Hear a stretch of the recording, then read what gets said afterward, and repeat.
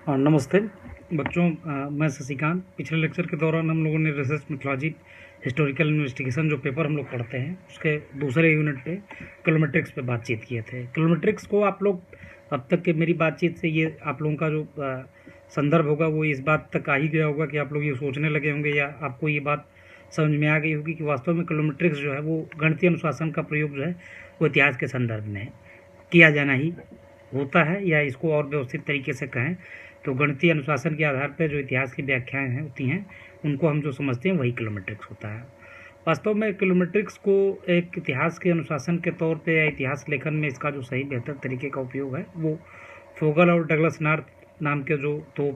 अर्थशास्त्री या यूँ कह लीजिए कि इतिहासकारों ने इतिहास लेखन में जो गणितीय अनुशासन का प्रयोग किया था वो सबसे बेहतर और सबसे मतलब महत्वपूर्ण एग्जाम्पल के तौर पे उसको हम जानते हैं। ये दोनों लोग मूल रूप से अमेरिकी अर्थशास्त्री थे। इन्होंने अमेरिका के रेलवे के इतिहास पर काम किया था और इन्हें नोबेल प्राइज़ मिला था। फोगल की जो पुस्तक है वो rail road economy growth in America है। इस पुस्तक में 19वीं सदी में जो रेलवे का योगदान था और उसके विकास में जो दासों का महत्वपूर्ण योगदान था और रेलवे के जो इर्द गिर्द के जो बागान हुआ करते थे वहाँ पे काम करने वाले लोगों का जो योगदान है वो किस तरीके से अर्थव्यवस्था के निमित्त महत्वपूर्ण रहा, उसी पे बातचीत है। मूल रूप से इसी काम के लिए उनको जो है नोबेल प्राइज़ भी मिला था। जो फोगल का जो अध्ययन है वो railroad American growth essays in economic history था। 1964 के आसपास ये किताब आई थी और इसमें उन्होंने 19वीं शताब्दी में अमेरिकी आर्थिक इतिहास का जो विकास है उसमें रेलवे के योगदान को निर्धारित करने की जो बात है वो बेहतर तरीके से वो बताते हैं और जो उनके तर्क हैं वो विधि और गैर सांख्यिकी ऐतिहासिक तर्कों की एक लंबी पंक्ति का खंडन भी करते हैं, जिनमें उन्होंने आर्थिक आंकड़ों के लिए कठोर संदर्भों के बिना रेलवे के विस्तारकारी प्रभाव को अधिक रूप से बताने की चेष्टा की है। फोगल की जो तो कल्पना है वो 1890 की अर्थव्यवस्था की जो तुलनात्मक कल्पना है उसके अतिरिक्त वो जो नई तरीके का जो नया संदर्भ है उस पर वो बातचीत करते हैं और यही वो जो उनकी बातचीत है वो रेल मार्ग के को लेके फोगल ने बताया कि रेल मार्गों की अनुपस्थिति से खेतों से प्राथमिक बाज़ारों तक खास तौर से मिडवेस्ट में परिवहन की लागत में काफ़ी वृद्धि होने लगी थी। कहने का मतलब ये कि कुल मिला जुला के जो बनी बनाई अब तक की जो धारणाएं थी या यूँ कह लीजिए कि जो उसके पहले के जो कंसेप्ट थे उनसे अतिरिक्त जो है फोगल अपनी बातचीत को आगे बढ़ाते हैं और वो ये बताने की कोशिश करते हैं कि बहुत बार ऐसा होता है कि जब हमारे पास बहुत सारी ऐसी सूचनाएं होती हैं जिनको हम व्याख्यायित या निरूपित करें तो हम व्याख्यायित और निरूपित करते हुए हमारे पास जो है तमाम ऐसे गणितीय आंकड़े होते हैं जिनके आधार पर वो बनी बनाई एक जो संरचना है या बना बनाया जो महत्वपूर्ण संदर्भ है वो खारिज हो सकता है। और इसी संदर्भ को ध्यान में रख के उन्होंने इस अपनी रचना में जो है वो रेल रोड इकोनॉमी में जो है अमेरिकी आर्थिक इतिहास के विश्लेषण को नए तरीके से निरूपित किया है। दूसरा एक टर्म इस यूनिट में हम लोग को जो सबसे महत्वपूर्ण है वो जिस पे चर्चा करनी वो हिस्टोरिकल डेमोग्राफी। वास्तव में जो हिस्टोरिकल डेमोग्राफी होती है वो इसको जो एक तरीके से हिंदी में अनुवादित करके समझें तो ऐतिहासिक जनसांख्यिकी इसको कहेंगे। ये अतीत में मानव आबादी का एक मात्रात्मक अध्ययन करने की का तरीका होता है। यह जनसंख्या के आकार से संबंधित होता है। जनसंख्या का जो परिवर्तन होता है वो 3 बुनियादी घटक उसके होते हैं। वो होता है एक तो प्रजनन क्षमता, दूसरा मृत्यु दर और तीसरा प्रवासन।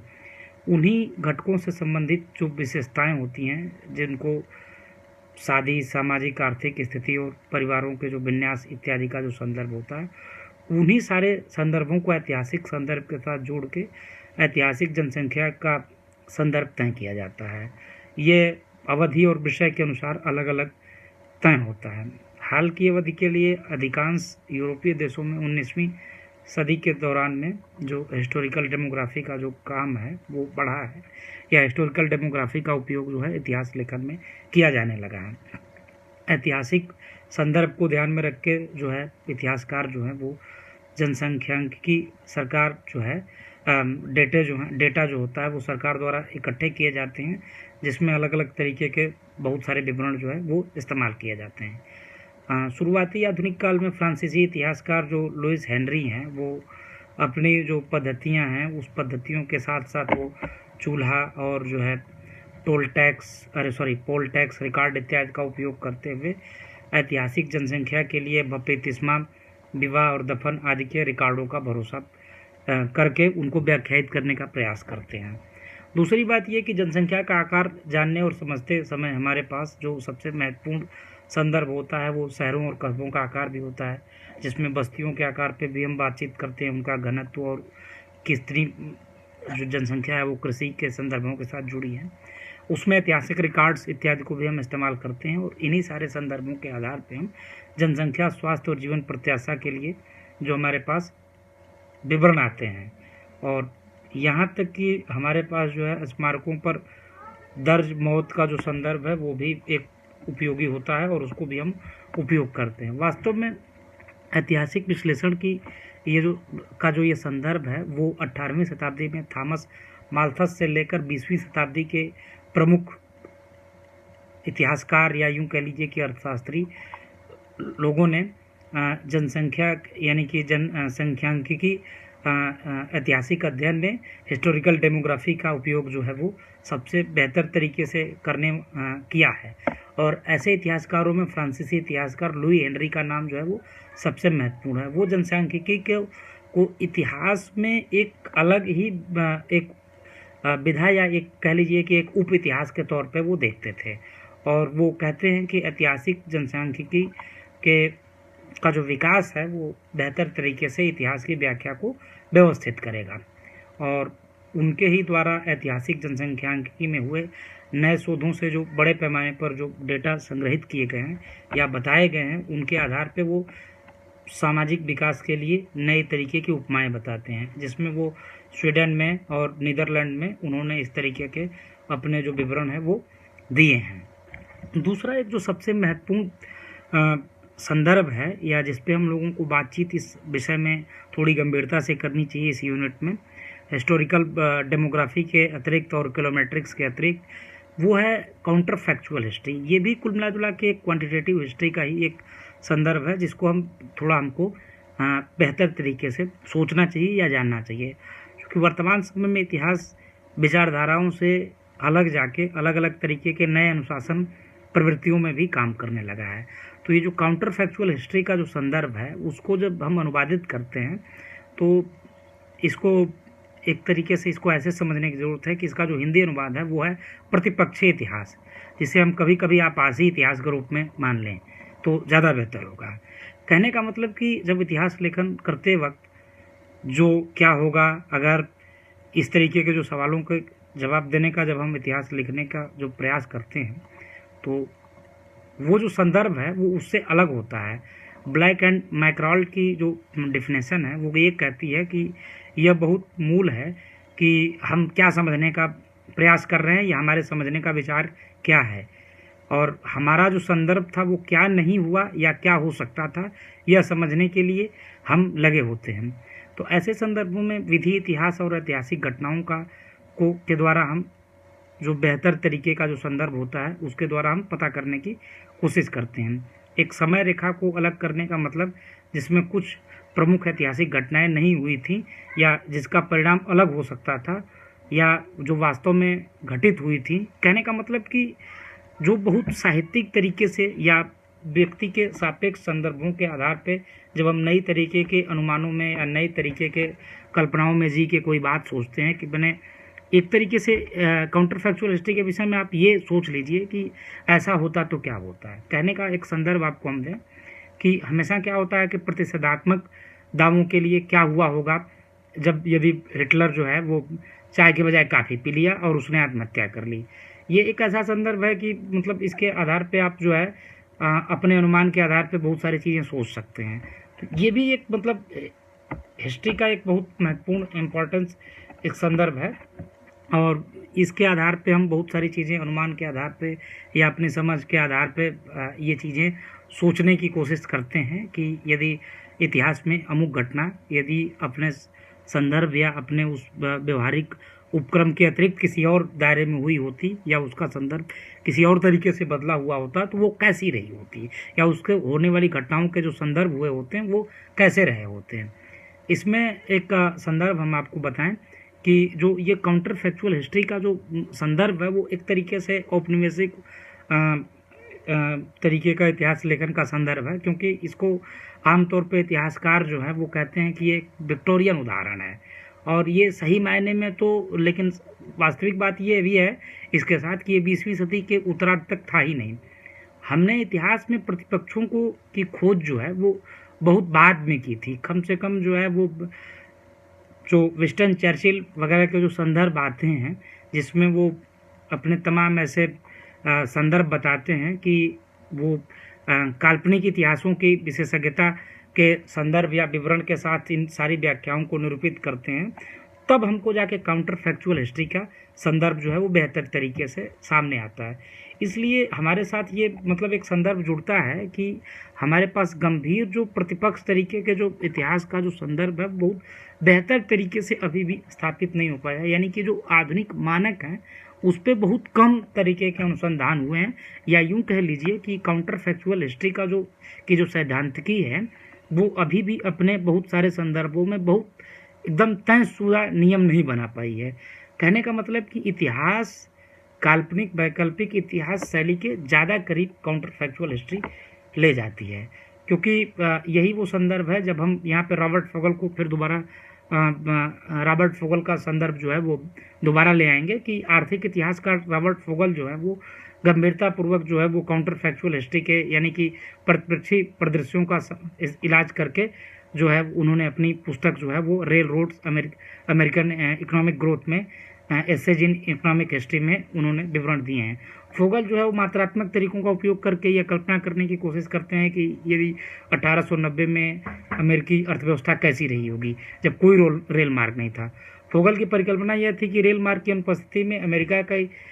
की बड़ी नहर प्रणाली का विस्तार किया गया होगा और फुटपाथ के माध्यम से इसकी सड़कों में सुधार किया गया होगा। ये दोनों सुधार जो हैं रेलवे के सामाजिक प्रभाव को दूर कर देंगे। उनका ये भी अनुमान था कि 1 जनवरी 1890 तक प्रति व्यक्ति की आय का स्तर 31 मार्च 1890 से अलग रहा होगा या तक पहुंच गया होता तो क्या हुआ होता। अगर यदि मान लीजिए कि वो यहाँ तक सोचते हैं कि रेलवे का आविष्कार नहीं हुआ होता तब क्या होता। कहने का मतलब कि इतिहास में ऐसा होता तो क्या होता, इस तरीके की जो प्रवृत्ति है या इस तरीके के जो संदर्भ तय किए जाते हैं वो काउंटर फैक्चुअल हिस्ट्री के सिद्धांतों के पास ज़्यादा बेहतर तरीके से अपनी बात को रखने के लिए कोशिश में प्रवृत्त दिखाई पड़ते हैं। शिक्षाविदों की जो दुनिया है उस दुनिया में जो अभावी इतिहास लाने का जो प्रयास है वो 1991 तक बहुत प्रशंसनीय तरीके से किया जाना शुरू हो गया था, और संभवतः इसी संभावना के विषय को ध्यान में रखकर इतिहास और सामाजिक विज्ञान में समझ का संदर्भ जो है वो कैम्ब्रिज समाजशास्त्री जियोफ्रे हर्थवान के द्वारा पहली बार किया गया था, जिन्होंने सावधानीपूर्वक अलग अलग 3 काउंटर फैक्चुअल परिदृश्यों का पता लगाने की कोशिश की थी। इस कार्य ने एक तरीके से काउंटर फैक्चुअल हिस्ट्री को प्रेरित करने में मदद की थी। वैकल्पिक और प्रतिपक्षी तरीके का जो इतिहास है वो बहुत सारे इतिहासकारों द्वारा उनके जो निबंध हैं या उनके द्वारा जो लिखे गए संदर्भ हैं उनके साथ उन्होंने जोड़ने की कोशिश की है, जिसमें प्रमुख इतिहासकार नियाल फर्गुसन द्वारा संपादित किए गए उनके एस्से भी शामिल होते हैं। फर्गुसन जो है वो काउंटर फैक्चुअल हिस्ट्री के एक महत्वपूर्ण प्रेरिता हैं और वो मार्क्सवाद जैसे इतिहास के निर्धारक सिद्धांतों पर अपनी आपत्तियों का वर्णन करने के लिए इतिहास में आकस्मिकता के महत्व का जो संदर्भ है उसको आगे बढ़ाने के लिए बहुत सारे नए परिणामों पर चर्चा करते हैं, और वो काफ़ी हद तक इस बात को इस तरफ से सोचते हैं कि यदि दुनिया अलग अलग तरीके से सोचती या दुनिया में अलग अलग तरीके के बहुत सारे संदर्भ जो हैं वो आते तो इतिहास की जो संरचना होती वो कैसी होती। एक निर्णायक क्षण में भाग्य का जो एक संदर्भ है वो कैसे मोड़ ले लेता है और कैसे बहुत सारे ऐसे संदर्भ आके सामने आ जाते हैं जितने वो नहीं हुए होते हैं। कहने का संदर्भ ये है कि यदि कोई घटना विशेष रूप से यदि घट जाए और उससे उस पूरे संदर्भ को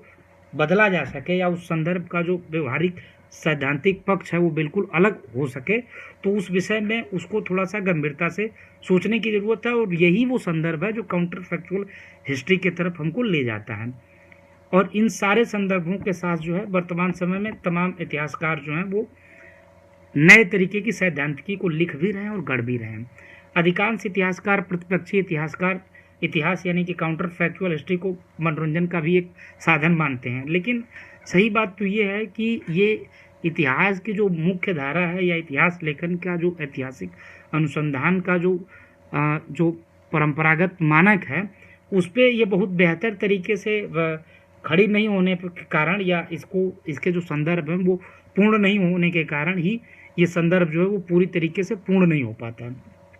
उदाहरण के लिए ऐसा बार बार ये होता है कि प्रतिपक्षी इतिहासकार के जो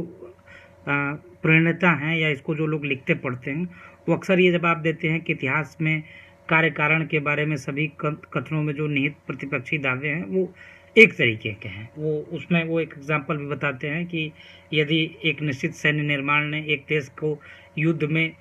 जीतने की मदद दी होगी तो ये ज़रूरी नहीं है कि ये वो आखिरी और अंतिम संदर्भ होगा। और वो ये भी कहते हैं कि यदि ये निर्णय नहीं लिया गया होता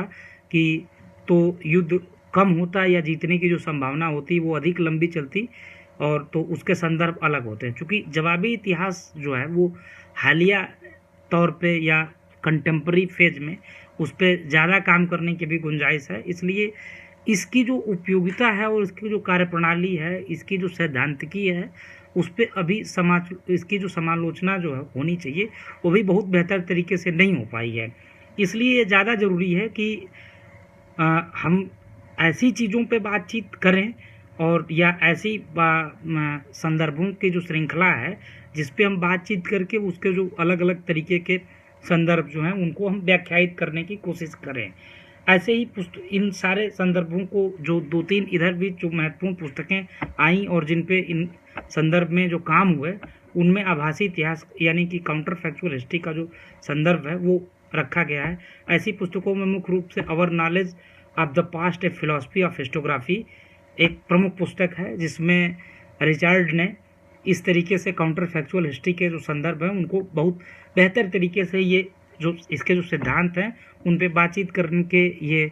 बताने की कोशिश की है कि कोई भी ऐतिहासिक संदर्भ यदि किन्हीं परिस्थितियों में बदल गया होता तो उससे किस तरीके की इतिहास की जो व्याख्या है वो व्याख्यायित की जा सकती है। क्योंकि इसका जो मूल संदर्भ है या इस बात की जो मूल आत्मा है वो ये है कि यदि इस तरीके की सैद्धांतिकी में हम विश्वास रखेंगे तो हम पीछे की भी घटनाओं की जो व्याख्याएं हैं उनके संदर्भों के साथ हम नए तरीके की व्याख्याओं को पा सकते हैं। अब ज़रूरी ये है कि उस पूरे दोनों संदर्भों में हमारी अपनी ये जिम्मेदारी बनती है कि हम उसमें कितने ऑब्जेक्टिव हो पाते हैं या हमारे जो अपने इतिहास के अपने जो परंपरागत अनुशासन और जो प्रवृत्तियां हैं उनको हम कितना बेहतर तरीके से समझ पाते हैं। ऐसी ही एक पुस्तक है इवांस की लिखी हुई एल्ट्रेट पास्ट, उसमें भी जो है काउंटर फैक्चुअल हिस्ट्री के इन तमाम संदर्भों पर चर्चा की गई है। धन्यवाद।